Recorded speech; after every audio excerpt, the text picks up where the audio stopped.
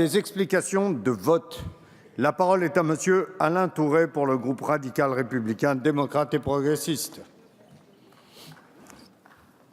Merci, cher Claude.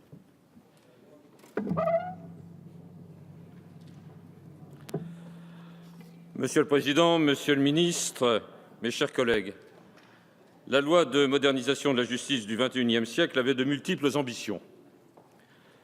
Certains ont pu parler d'un fourre-tout, d'autres d'un cabinet de curiosité et les derniers d'un patchwork.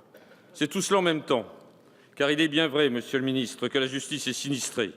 Et comment ne pourrait-il pas en être ainsi, alors qu'elle ne dispose que d'un budget étriqué et que les magistrats sont aussi nombreux que les médecins généralistes en milieu rural?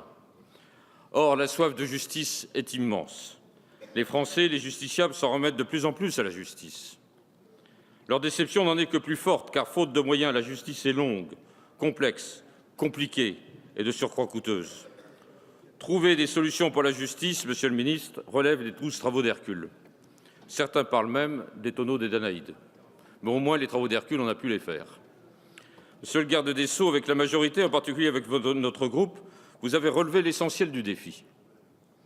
Il fallait d'abord rapprocher la justice du justiciable, d'où le recours à la médiation obligatoire pour les contentieux sociaux et familiaux.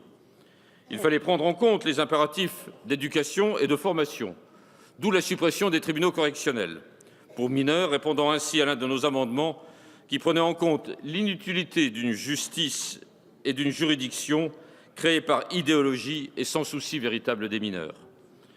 Il fallait réformer les contentieux de masse en prenant en compte la véritable fonction du magistrat, qui est de juger, de décider, de donner gain de cause ou de débouter, et non pas de prendre acte ou d'authentifier.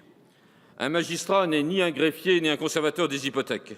Ainsi, le magistrat pourra se recentrer sur sa mission, celle de décider et s'y consacrer.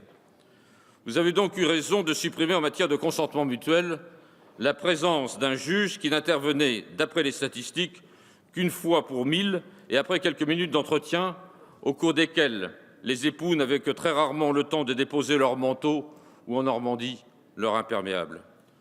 Vous avez eu raison de supprimer l'exigence de collégialité pour l'instruction, exigence inutile, car on ne voit pas en quoi, dans l'affaire Outreau, la Chambre de l'instruction, composée de 3 magistrats et qui a confirmé toutes les ordonnances du juge d'instruction, a pu démontrer les bienfaits de la collégialité.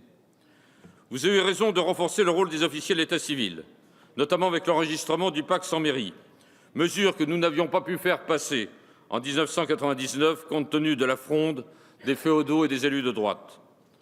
Vous avez fait preuve de bon sens dans la répression des conduites sans permis et sans assurance.